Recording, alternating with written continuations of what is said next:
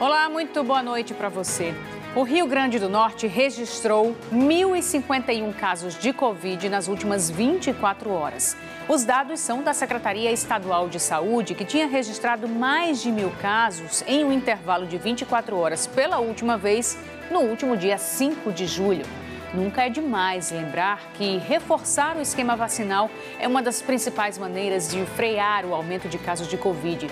Por isso, hoje, a Secretaria Estadual de Saúde, com as gestões municipais, com as secretarias municipais em todo o estado, pactuaram a ampliação da campanha de vacinação contra a Covid-19 no Rio Grande do Norte. Serão distribuídas 59.100 doses da vacina Pfizer para a aplicação da 5ª dose para idosos acima de 60 anos. Mas atenção, já te aviso que a vacinação deve começar a partir da próxima sexta-feira, dia 9. De acordo com a secretaria, houve aumento no caso de mortes em idosos com a doença. Esse é um dos destaques do RN2 desta quarta-feira, que está apenas começando.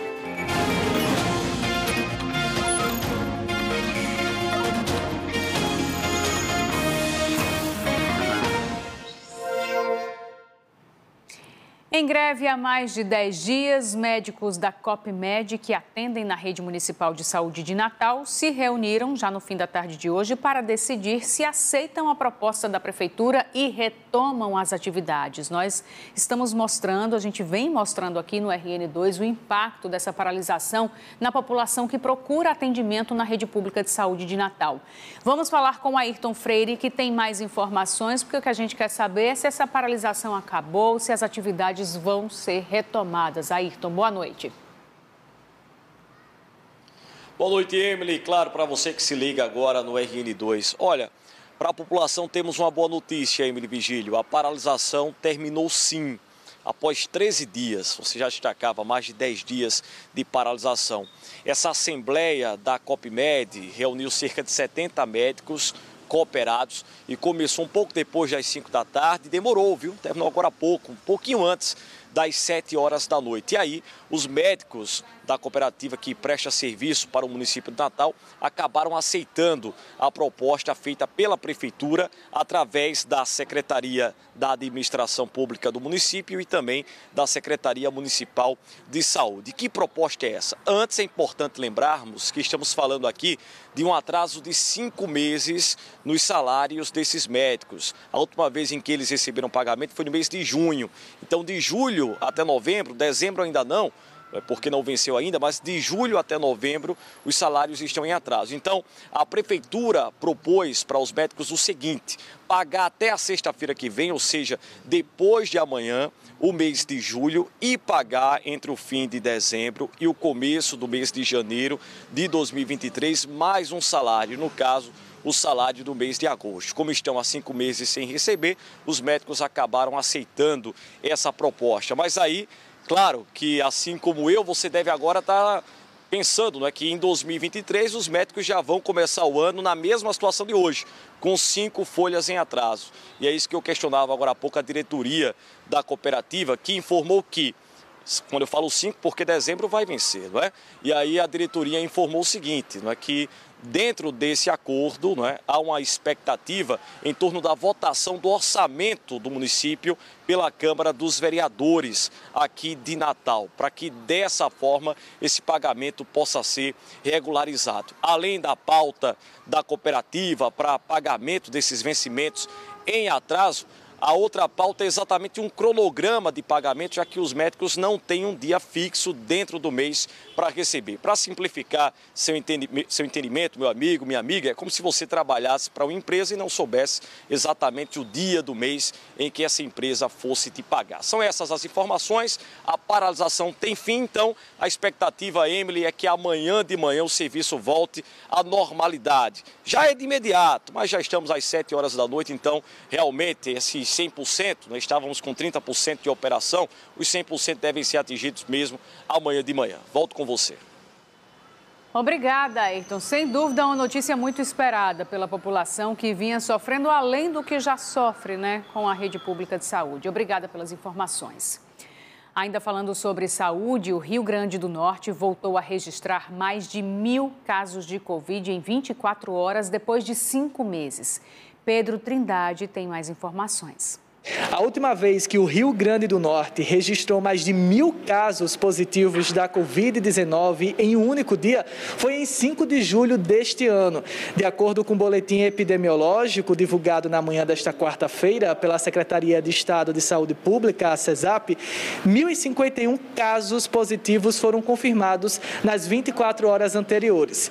Assim, o Rio Grande do Norte soma 571 mil casos confirmados para a doença desde o início da pandemia em março de 2020. Já em relação aos óbitos, foram confirmados 8.510. Quando analisamos esse aumento de casos, notamos que ele acontece no momento em que é confirmada a circulação de uma nova variante da Covid-19 aqui no estado, a BE.9. Segundo os pesquisadores, ela é uma evolução de uma sublinhagem da Ômicron. Analisando também o estudo, é possível identificar que ela é mais transmissível, pelo fato dela ter sofrido uma mutação na proteína S, utilizada pelo vírus para invadir o nosso corpo. É por isso que alguns especialistas recomendam a manutenção de medidas restritivas, como no caso do diretor do Laboratório Central do Estado, o LACEN. Reforço para a população, vacine-se, complete seu esquema vacinal. Somente assim nós podemos barrar a disseminação do vírus. Além disso, nesse momento de confraternização, final de ano, usem máscaras em locais fechados. Se puderem, não vão a aglomerações e façam a higienização das mãos. O diretor do LACEN informa que o laboratório recebe amostras de municípios de todas as regiões do estado e confirmou que tem aumentado a procura por testes para diagnóstico da Covid-19. Ele explica que de 300 amostras coletadas, quase metade positivam para a Covid-19. A BE.9, essa variante, ela foi descoberta inicialmente no estado do Amazonas e tem sido apontada como sendo a responsável pela explosão de casos no estado. Um mês depois, ela já foi confirmada aqui, de acordo com o estudo que observou 36 amostras coletadas entre os dias 3 e 18 de novembro no estado potiguar.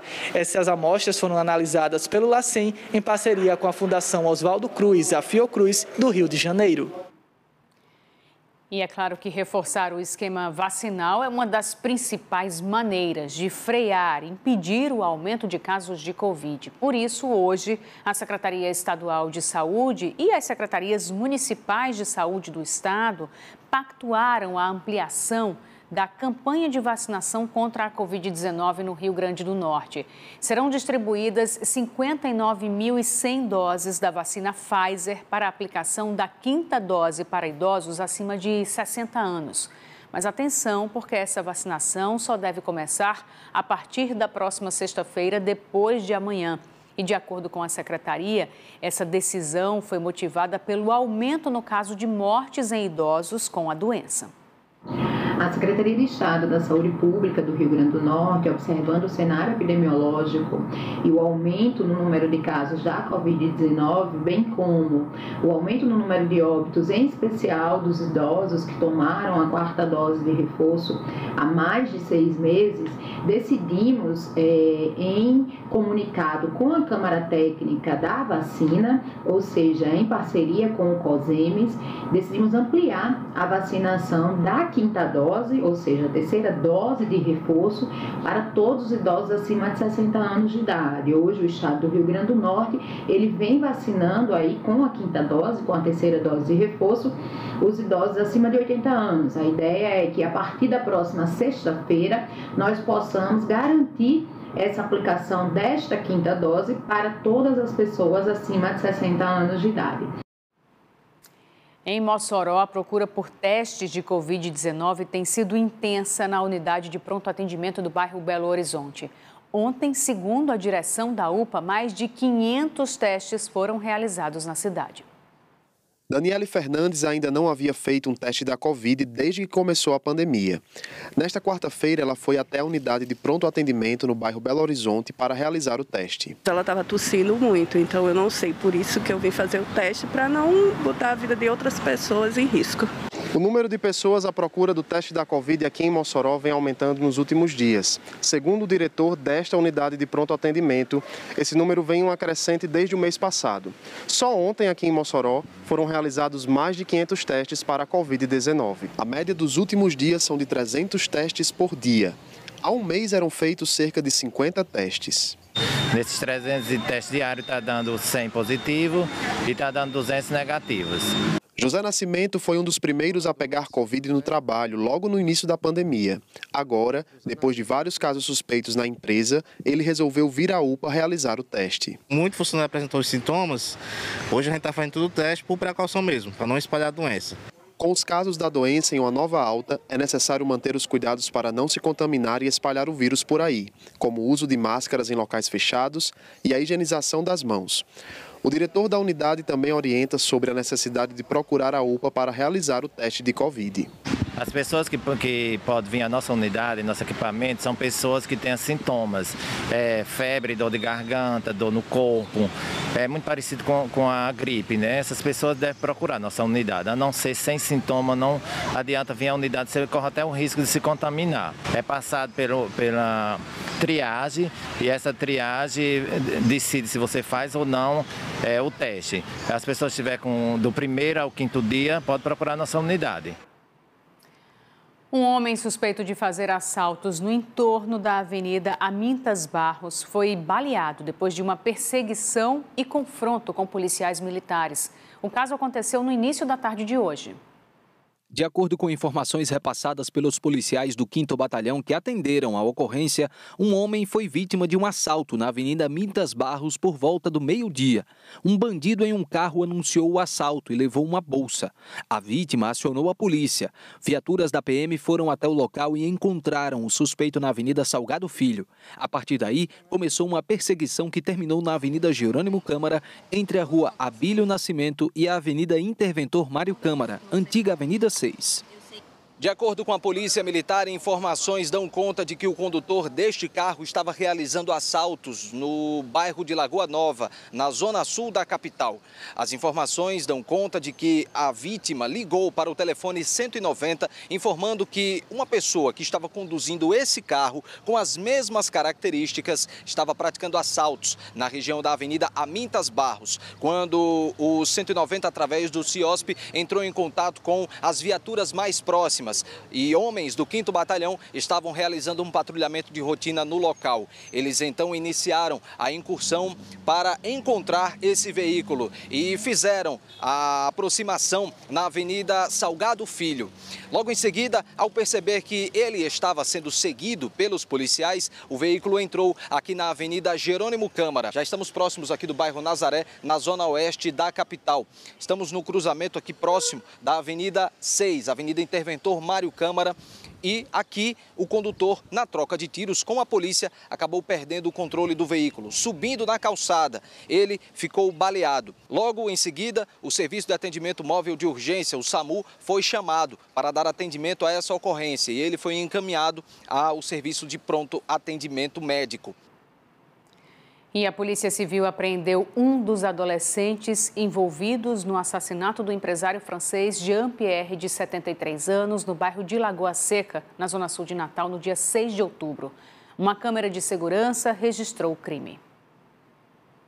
Sabe quem são os criminosos que aparecem nessas imagens, saindo nesse carro, deixando para trás o empresário francês Jean-Pierre Romillac, de 73 anos, que morreu nesse local, no bairro de Lagoa Seca, em Natal, após ter sido baleado no dia 6 de outubro. 4 pessoas participaram do crime e, de acordo com a Polícia Civil, 3 são adolescentes. Um deles, de 16 anos, foi apreendido nesta quarta-feira. De acordo com a autoridade policial, esse jovem, inclusive, confessou a participação dele. Os outros 2 menores acabaram não sendo localizados na operação policial.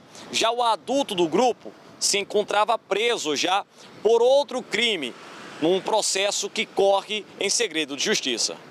O delegado disse que, de acordo com as investigações, não há dúvida de que foram essas 4 pessoas as autoras do latrocínio. crime caracterizado pelo roubo seguido de morte. O empresário foi abordado quando saía da quitanda, onde fazia compras toda semana. Ele foi atingido por um disparo de arma de fogo no peito.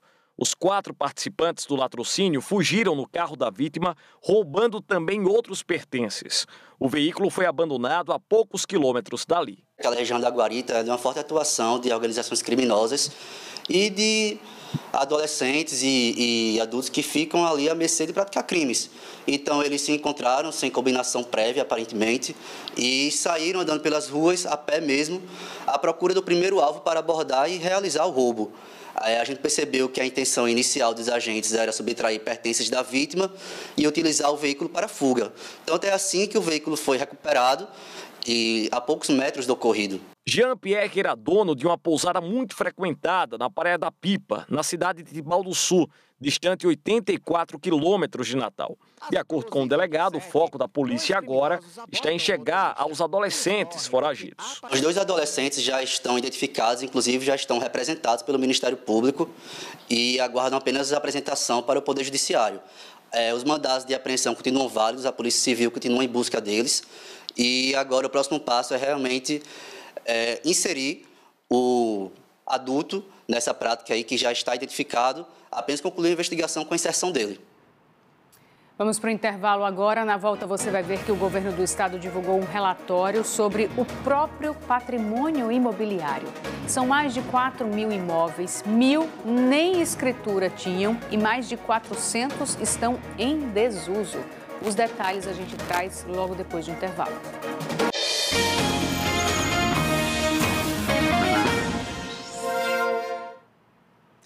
RN2 de volta para falar sobre economia. As propostas de discussão do texto da reforma tributária que deverá entrar na pauta no Congresso Nacional no próximo ano, um novo pacto federativo e os reflexos do acordo com o Supremo Tribunal Federal para a compensação pelas perdas de arrecadação dos estados por causa da desoneração do ICMS serão discutidos em Natal hoje e amanhã nas reuniões do Comitê Nacional de Secretários de Fazenda e do Conselho Nacional de Política Fazendária.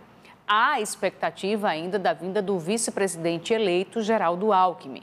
Quem vai trazer mais informações para a gente sobre esse evento e essas pautas tão importantes é Geraldo Jerônimo, que fala com a gente ao vivo. Boa noite, Geraldo.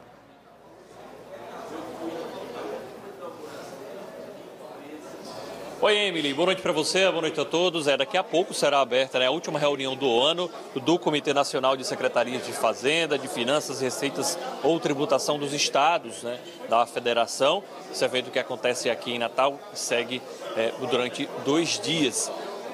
Vários dos debates que serão tratados aqui. Eu já converso agora com o secretário estadual de Tributação, Carlos Eduardo Xavier, e já fala que esse debate inclusive pode traçar aí o destino das finanças, não só do Rio Grande do Norte, mas dos estados brasileiros. Boa noite, secretário. Boa noite, é isso mesmo. Nós estamos aqui hoje iniciando um evento com os 27 secretários de Fazenda, Tributação e Receita do país. Temos vários assuntos a tratar, um novo momento político do país, uma possibilidade de aprovação, enfim, de uma reforma tributária. Mas, enquanto isso, nós precisamos tratar do imenso desafio fiscal que está posto para os estados devido àquelas reduções, aquelas desonerações do ICMS que foram feitas ao longo de 2022. Então, esses são os panos de fundo dos assuntos que serão tratados aqui e, com certeza, sairão deliberações para dar viabilidade fiscal dos estados em 2023.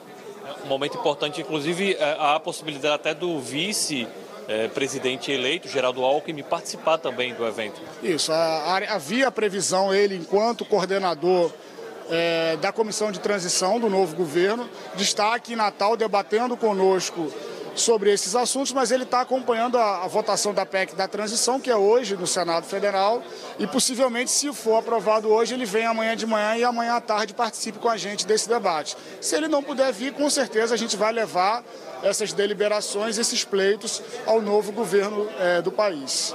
Okay, muito obrigado pelas informações, secretário de Tributação do Estado, Carlos Eduardo Xavier. E o evento, como eu falei, segue até o dia 9, aqui no Hotel Escola Barreira Roxa. Emily. Obrigada, Geraldo, pelas informações ao vivo aqui no RN2, trazendo essas informações sobre o evento que começou hoje e vai até amanhã.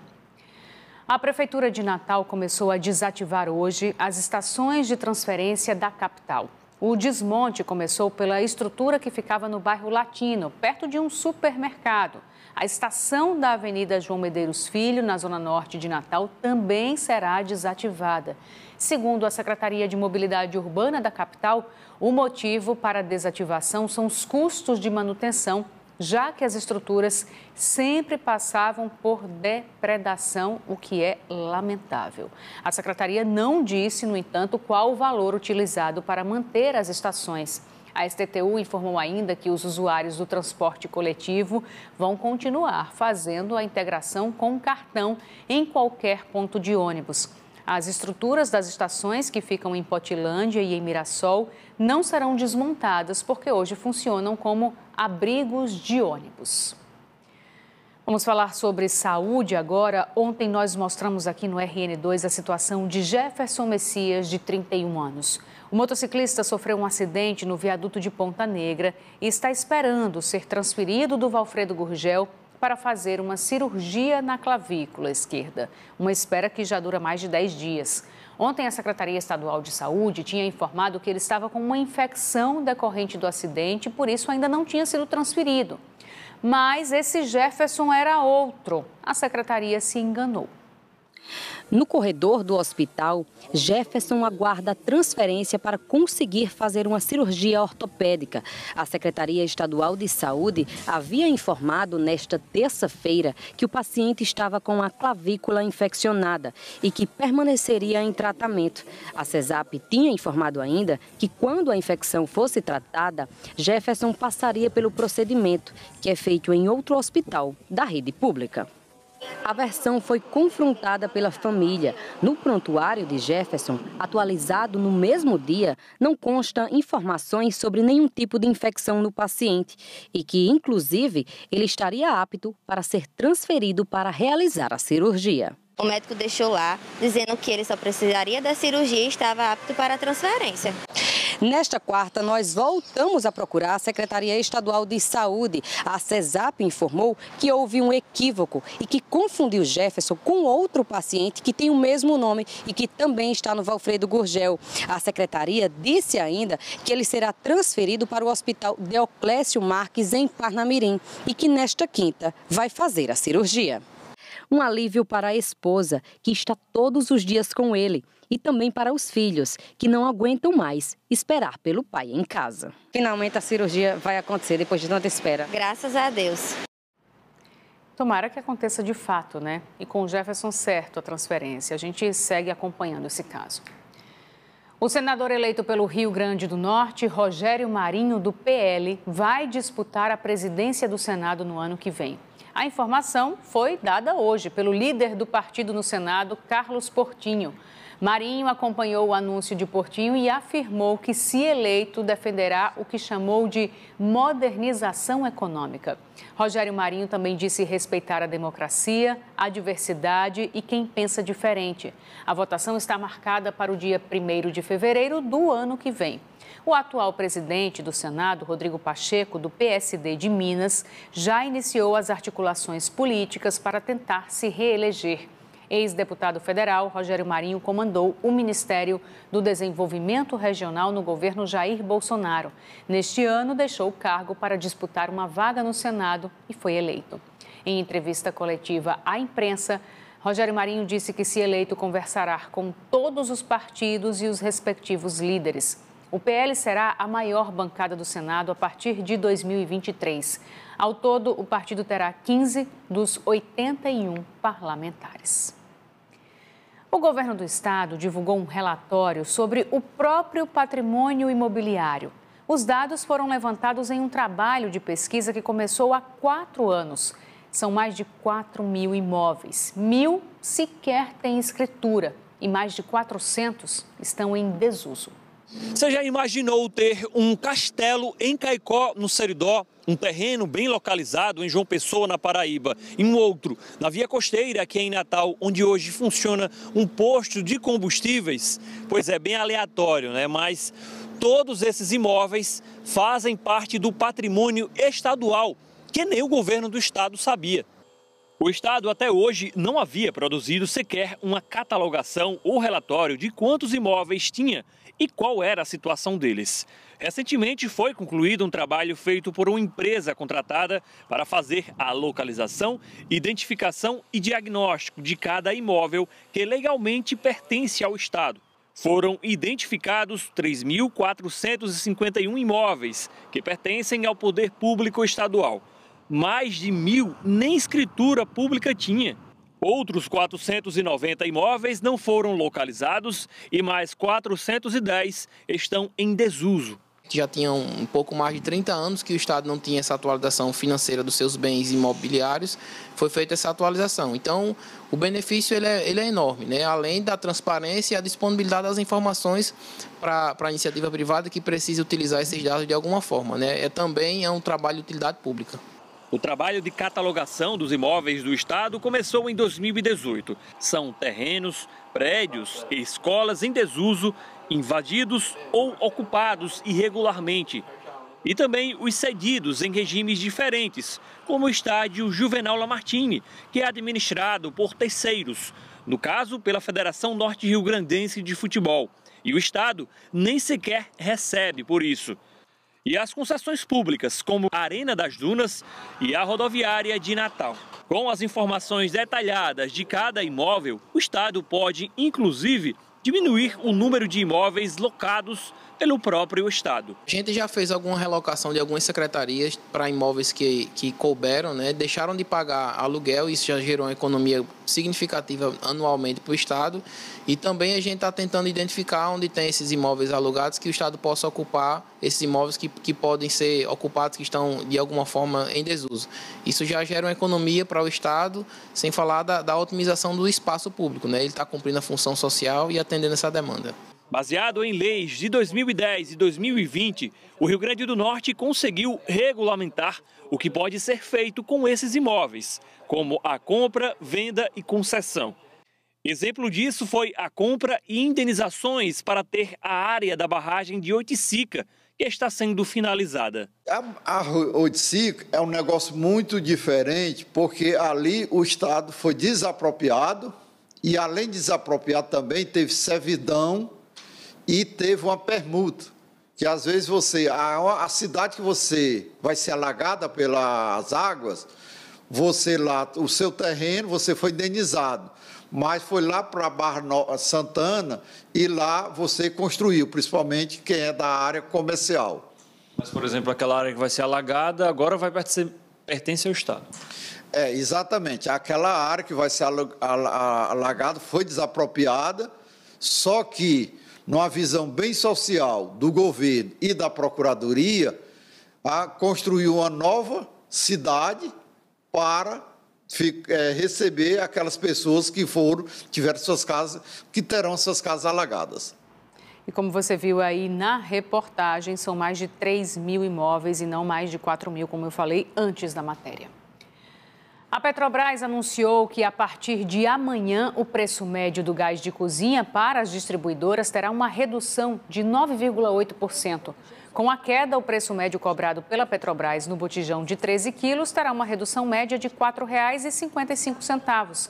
Segundo o Sindicato das Distribuidoras do Estado, o botijão que hoje custa hoje R$ 115 em média, mas ainda não é possível dizer de quanto será a queda aqui, porque a redução ainda depende de cálculos dos custos de operação. A gente se despede por hoje. Muito obrigada pela sua companhia. Tenham todos uma ótima noite e até amanhã.